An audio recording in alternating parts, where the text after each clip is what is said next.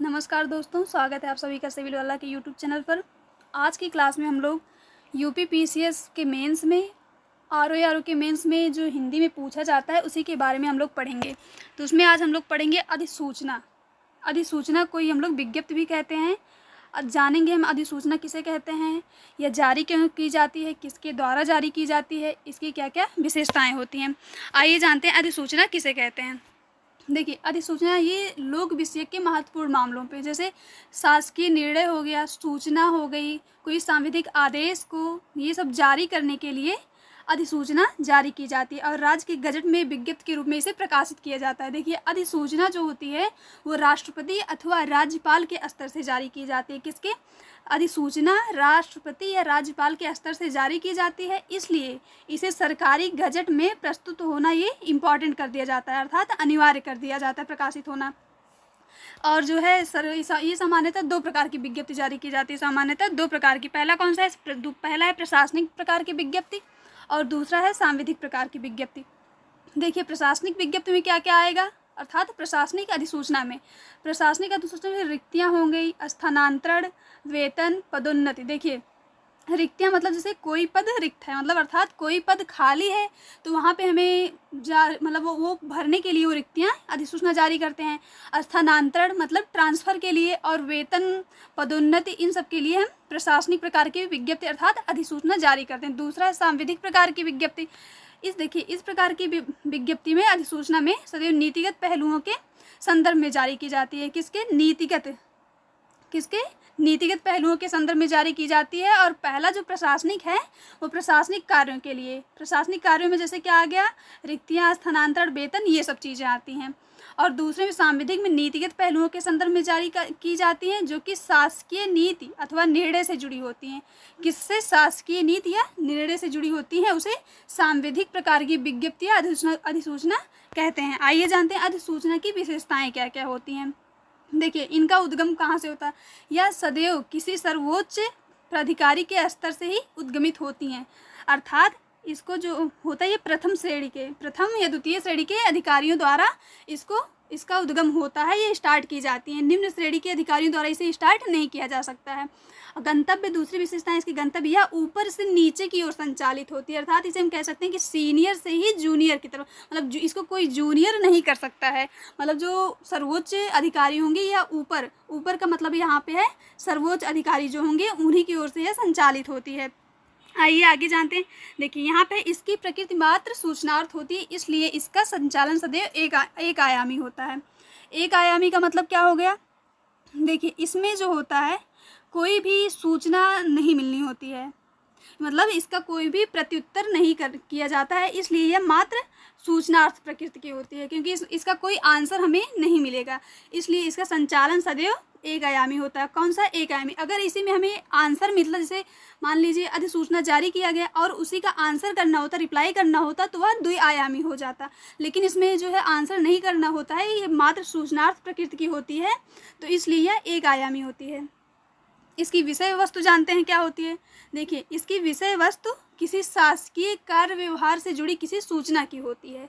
विषय वस्तु शासकीय अर्थात सरकारी, तो सरकारी कार्य व्यवहार से जुड़ी किसी सूचना की होती है। सूचना, जो सरकारी सूचना होती है विषय वस्तु उसी से, जैसे अब सरकारी सूचना में भी आपने ऊपर पढ़ा कि जैसे रिक्तियाँ हो गई, किसी का ट्रांसफ़र होना, त्याग पत्र देना हो गया, तो ये सब सरकारी सूचना है। इसकी विषय वस्तु में ये सब आएगा। अब भाषा शैली इसकी क्या होती है? देखिए, भाषा शैली सदैव तटस्थ भाव से अन्य पुरुषा अप्रत्यक्ष अनुकथन की होती है। और देखिए, जो गजट, ये मैंने भी बताया आपको थोड़ी देर पहले कि जो है इसका जो है राज्यपाल या फिर राष्ट्रपति के स्तर से यह जारी की जाती है, तो इसको सरकारी गजट में प्रस्तुत करना अनिवार्य होता है। तो गजट में 3 भाषाएं होती हैं। गजट किन किन भाषाओं में छापा जा सकता है? 3 भाषाओं में। किसमें? हिंदी, उर्दू और अंग्रेजी। किसमें? हिंदी, उर्दू और अंग्रेजी। अंग्रेजी मीन्स इंग्लिश। इन तीनों लैंग्वेज में इसको छापा जाता है। आइए यहाँ पे हम देखते हैं प्रारूप, अधिसूचना का प्रारूप। देखिए, प्रारूप में आप लोग विशेष रूप से ध्यान दीजिएगा, क्योंकि यहाँ कॉमा, पूर्ण विराम ये सब लोग ध्यान नहीं देते हैं और गलत हो जाता है, तो कॉमा और पूर्ण विराम का विशेष रूप से ध्यान देना होता है। देखिए, प्रारूप में सबसे पहले ये अधिसूचना या विज्ञप्ति का प्रारूप है।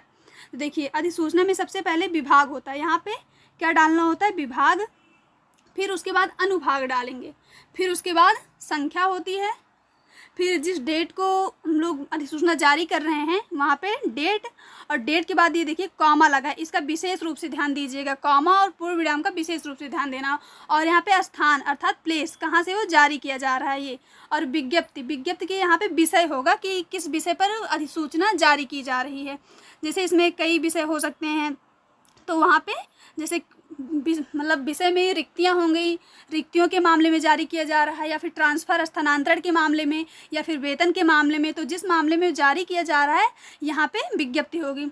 अब देखिए यहाँ पे प्रारूप में इसका विज्ञप्ति विषय देने के बाद हाँ ये लिखना होगा हमें, एतद द्वारा सर्वसाधारण को सूचित किया जाता है कि। अब जो भी विषय होगा वहाँ पे हमें उसका पूरा लिखना होगा कि किस विषय में जारी किया जा रहा है। तो वही एतद द्वारा सर्वसाधारण को सूचित किया जाता है कि अगर ये ट्रांसफ़र के मामले में होगा, मतलब स्थानांतरण, तो यहाँ पे उसका पूरा देना होगा हमें। और 2 ये जो डाला है 2 नंबर, वो भी इसी मामले में। फिर ये नीचे इसके आएंगे हम यहाँ पे आज्ञा से, फिर यहाँ पे हस्ताक्षर जो जारी करता है, देखिए यहाँ पे आज्ञा से, फिर यहाँ पे हस्ताक्षर, फिर नाम, और जिस पद पर हैं वो पद, जिस पद पर है वो पद हमें लिखना होता है। फिर आइए आगे देखते हैं। और इसमें प्रतिलिपि, जो उसकी प्रतिलिपि होती है वो निम्न को आवश्यक कार्यवाही हेतु प्रेषित किया जाता है। किसको किसको? जैसे संपादक, समस्त दैनिक समाचार पत्र, अनुभाग अधिकारी और अभिलेखागार को ये प्रतिलिपि इन लोगों को भेजना होता है, अर्थात प्रेषित किया जाता है। और नीचे फिर आज्ञा से, और फिर यहाँ पे हस्ताक्षर, हस्ताक्षर मतलब सिग्नेचर, हस्ताक्षर मतलब जिनको हिंदी में प्रॉब्लम होती होगी समझिएगा, क्योंकि समझना तो पड़ेगा, इसका कोई ऑप्शन नहीं, क्योंकि इसे इंग्लिश में नहीं लिख सकते हैं। तो ये पे हस्ताक्षर मतलब सिग्नेचर, और यहाँ पे नाम और पद नाम यहाँ पे डालना होगा। देखिए आइए हम लोग एक एग्जाम्पल देखते हैं। ये अधिसूचना का उदाहरण है। देखिए यहाँ पे उत्तर प्रदेश सरकार द्वारा ये अधिसूचना जारी की जा रही है। किसके द्वारा? उत्तर प्रदेश सरकार द्वारा। और मंत्रालय कौन सा है? महिला एवं बाल विकास मंत्रालय द्वारा। अब यहाँ पे संख्या, अभी ऊपर आपने प्रारूप में देखा था, संख्या डालना अनिवार्य होता है। और दिनांक यहाँ पे 30 जून 2024 को। स्थान में क्या है? लखनऊ है स्थान में। अब विज्ञप्ति का विषय क्या है? यहाँ पे विविध, यहाँ पे विज्ञप्ति का विषय विविध है। देखिए अब ये पूरा एग्जाम्पल लिखा हुआ है, ये आप लोग पढ़िएगा, ये इसका विषय क्या है। और यहाँ पे आपको ये विशेष रूप से ध्यान दीजिएगा, नाम नहीं लिखना है, आप लोगों को नाम नहीं लिखना है। वहाँ पे का, खा, गा डालना है, या आ, बा, सा डाल सकते हैं आप लोग। और ये जो पद था वो पद देखिए विशेष सचिव। और यहाँ पे फिर प्रतिलिपि निम्न को आवश्यक कार्यवाही हेतु प्रेषित, तो समस्त दैनिक समाचार पत्र, समस्त समाचार चैनल पत्र, इन लोगों को प्रेषित किया जाता है। आइए यहाँ पे भी देखिए आज्ञा से हस्ताक्षर अर्थात सिग्नेचर। और यहाँ पे भी नाम में का, खा, गा, नाम आपको जैसे किसी का नाम मान लेते राजेश, मोहन, ये सब कुछ भी नहीं डालना है। नाम में हम लोग का, खा, गा या फिर आ, बा, सा ये चीज़ डाल सकते हैं। और यहाँ पे पद नाम क्या है? विशेष सचिव। आइए हम लोग उत्तर प्रदेश सरकार का विधानसभा सचिवालय के अधिसूचना है, इसको देखते हैं। देखिए यहाँ पे ये उत्तर प्रदेश पटल कार्य, यहाँ पे संख्या डाला हुआ है, ये देखिए यहाँ पे संख्या, और ये दिनांक और स्थान लखनऊ, और दिनांक। अधिसूचना का विषय यहाँ पे प्रकीर्ण है, ये देखिए यहाँ पे, ये आप लोग पढ़ सकते हैं। यहाँ पे भी देखिए प्रतिलिपि किन किन को भेजी गई है। प्रतिलिपि यहाँ पे देखिए श्री राज्यपाल के अपर मुख्य सचिव को श्री राज्यपाल की सूचनार्थ, मतलब राज्यपाल को सूचनार्थ के लिए यहाँ पे ये। और श्री प्रवीण पटेल, ग्राम अंदावा, पोस्ट सराय नायक, जनपद प्रयागराज, ये यहाँ पे प्रतिलिपि इन दोनों लोगों को भेजी गई है। और यहाँ पे देखिए प्रतिलिपि कई लोगों को भेजी गई है, तो आप लोग ये पढ़ सकते हैं। और यहाँ पे देखिए साइन उनका है, ये हस्ताक्षर, और उनका नाम, और वो क्या है? पद नाम विशेष सचिव। ये आपने देखा, आपने ये अधिसूचना के बारे में पढ़ा। अधिसूचना जो है यूपी PCS मेंस में, आरओ में भी पूछी जाती है। अगर आप लोगों को कोई भी प्रॉब्लम हो कुछ समझने में, तो आप लोग कमेंट सेक्शन में पूछ सकते हैं। और ये पढ़िएगा आप लोग, जहाँ भी कोई भी डाउट होगा तो आप लोग कमेंट सेक्शन में पूछेगा, रिप्लाई ज़रूर मिलेगा। या फिर आप सिविल के टेलीग्राम चैनल पर भी पूछ सकते हैं। अधिसूचना के बारे में ये आपने देखा, ये यूपी गवर्नमेंट का अधिसूचना जारी की गई थी, वो पूरा प्रारूप है उसका। और यहाँ पे आपको जो एग्ज़ाम में लिखना है उसका प्रारूप ये है। आप लोग इसमें अधिसूचना में कॉमा, पूर्णविराम, इस सब का विशेष रूप से ध्यान दीजिएगा। और कहीं भी कोई भी डाउट हो आप लोग कमेंट सेक्शन में पूछ सकते हैं।